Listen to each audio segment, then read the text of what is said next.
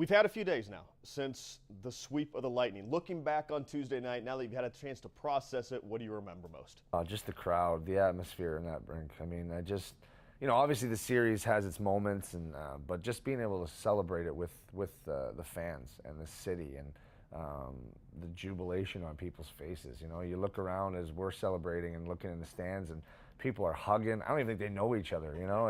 But just the relief, I think, for this city that we're heading in the right direction. I think they've wanted that for this organization, this club, and so that'll always stick in my head when I looked around and just saw the people and how happy they were. And you have day oneers in the stands. You have day oneers that are walking by, and people that work here, and the McConnell family, and there's just so many things that have gone into this moment, and so happy to be able to be a part of it and then share it with the crowd. The idea that the fans matter, it's interesting to me because they can't put it in the net.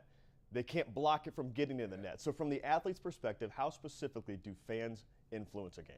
Well, they're going to try it. Whatever, sit cross-legged, or I've heard so many things. I stayed in the bathroom for one period.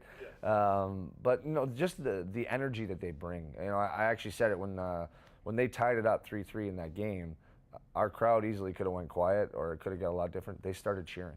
They started, getting behind us again, and all of a sudden, we score a goal a couple minutes later. I think a lot of to do because of that, and we draw a penalty, and boom, now we score a goal, and that's what a crowd can bring you. They can pick you up in those moments when maybe you're not sure how it's going to go. They're sure as heck not sure how it's going to go, but the one thing they can control is how hard they're going to cheer for you, and that's why they're your fans, and that's why you want to play in front of them. So I just big credit to them, and they were as much a part of that win as anything. You mentioned how long they waited. We're talking 19 years. No disrespect to Matt Duchene, he probably doesn't feel the weight of 19 years. You've been here for many of those, for 7 of them. What did you feel as far as the weight of this city? Oh, I actually felt, like I was one of them, and I know it hasn't been 19 years for me, but when I came here, it was probably the hardest year that they had gone through right before I got here. And I came in, I really wanted to help turn this around. I wanted to bring some pride and excitement to this fan base, and we've done that collectively in there. It's not just me, it's the group of guys that we came in with, and who knows where things are going to go next season, but it's kind of neat that the group that we started with 7 years ago, we're able to see some success and hopefully a lot more. We're not done, and I think that's what we're really proud of, is that we got to bring a series win to this city and this organization, and we're hungry for more. We want to see this through, and we have a great opportunity in front of us. There was a sports book in New Jersey offering 50-1 odds if you wanted to bet the Jackets sweeping the Lightning. Not one person took the bet. So no one expected this. All right, is there any way you guys looked at this series and thought sweep ahead of time? Because to me, I'm thinking there's no way you guys would look at this and expect this sort of result. No, and I mean, I think it's incredible what happened, but I don't think you look at any series that way, because and you have to respect your opponent. I think if you look at them like that, then you're not giving yourselves the best chance to win either, because you're obviously looking past it. And I think for us, we knew we were against a very good team. They had proven that all year long.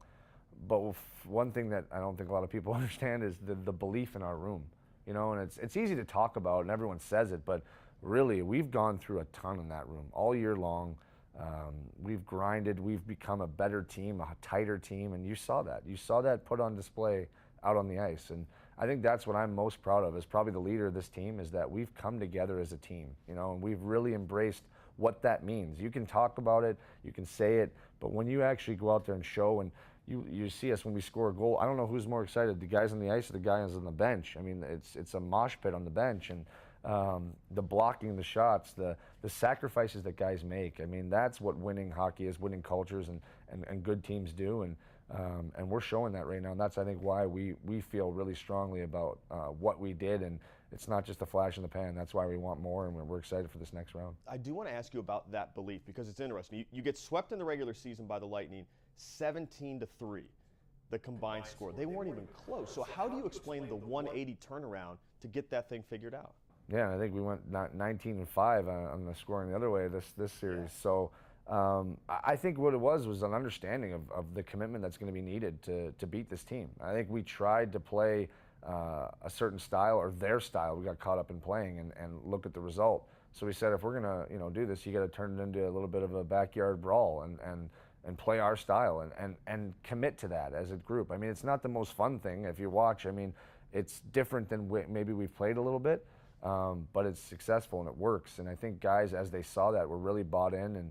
And then, the results spoke for them. They're getting frustrated. They're doing uncharacteristic things after whistles. And then you have them where you want them. And I think we smelled blood and we just kept going. And, that's how you're going to play playoff hockey. That's how you're going to win hockey games. And it has to be even better in the next round. I've been in a fight with a bunch of people from Florida over the past few days online, which is not a healthy habit. But people down there saying, oh, we choked it away. And my theory is, you don't choke 4 straight games. You get beat. I mean, do you feel like people are overlooking you guys as far as the credit you get and making it more about Tampa's loss?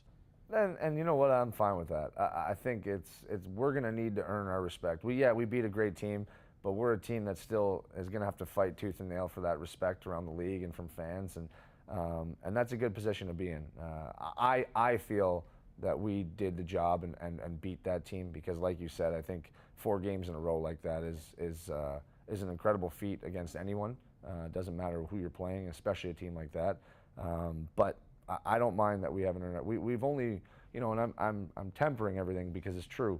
We've only won 1 series, and there'll be a few other teams that do it, and then it matters about the next one. Can we get past that? And then you really put yourself in an elite group, and then can you get past that? So right now, I mean, we're enjoying this, absolutely. It's a long time coming, but we're going to refocus here and get ready to go because we want to make sure this one stands, and then we really show that we're a team to be reckoned with, and I'm excited about that. Yeah, I do want to talk about the next one. Either Toronto or Boston. We don't know yet.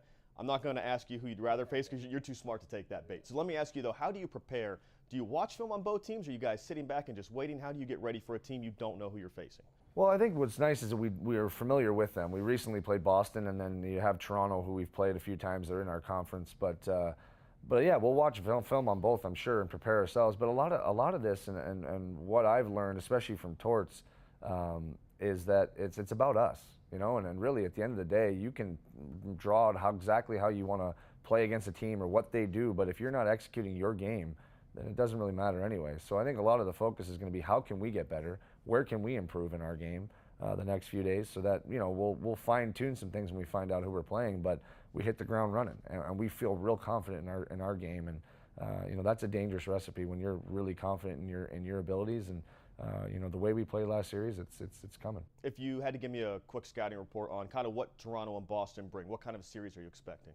Well, I think if you look at Toronto, I think they almost play very similar to Tampa. I mean, maybe not as heavy in the sense that Tampa's got some big bodies, but they're fast, really skilled, can score at will, and obviously have a great goaltender. So I think it'd be a really similar series and a hard series because of just their skill level and their youth and how excited they are. And then you got Boston, who the experience that they have. They have some veteran guys who have been in it, won Stanley Cups, been around it. And they're heavy playoff style team, and kind of like us, they're built the same way, and that would be a war. I mean, I think both would be a war. Both are going to be hard. It's never going to get easier. It's going to get harder as we go, but we're excited for that challenge, and it'll be a great opportunity for us. I know people have beat up Bob in the past for the playoffs, so I think it's only fair to flip it around and say he's been really good the last couple months of the season. What have you seen out of him?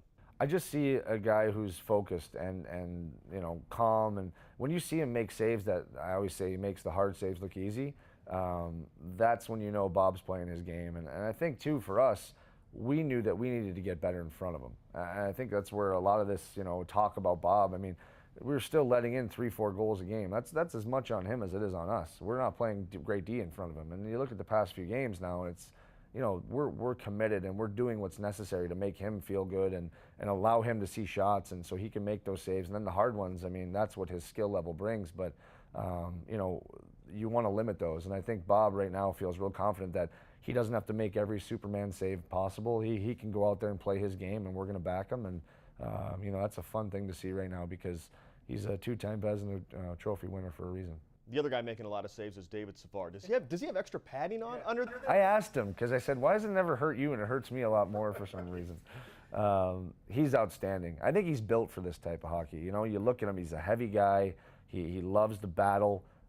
What unbelievable skill level he has. I think he's a guy that's accepted the role that he's in for the team, but also has that offensive flair, and it's come out a few times, and we're going to hope to see it a lot more. But I think he just thrives in this atmosphere because it really plays into his strengths. And he's a big leader in the back end for us. He's a guy that a lot of guys look up to, a lot of guys believe in, and when he's going, our team goes. So he takes a lot of pressure off our two big guys, and Zach and Seth, and he's really well respected in the room. So when you see a guy like him playing well, it's fun. Now, I know rest versus rust is kind of the thing I worry about right now. It's good to get rested, but you don't want to sit out for a week and a half. Boston, Toronto's going at least 6, could go 7. So where do you balance kind of the rest and rust? Yeah, I think, for our group, playoffs, the way we play especially, you're always going to be banged up a little bit. So I think this rest is actually good for us, especially never experiencing going past the first round. I think it'll help. I think it'll allow us process this, enjoy it with our fans a little bit, and then refocus and get ready. Move past it,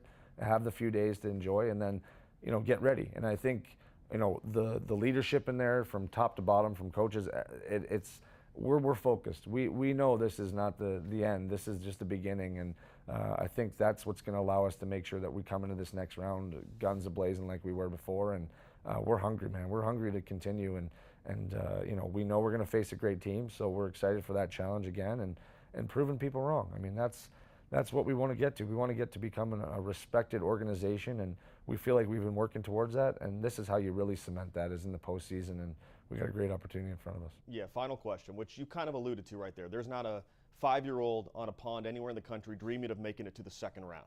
So the dream is the big thing, is the cup. So moving forward now, how do you guys say, we're not happy, we're keep going? You sound like you guys are plenty hungry enough, it sounds like. Well, I'm 12 years and I've not been past the first round. So for me, this is, man, I'm as hungry as anyone, and I'm going to make sure I keep our group focused. And you can just see it in that room.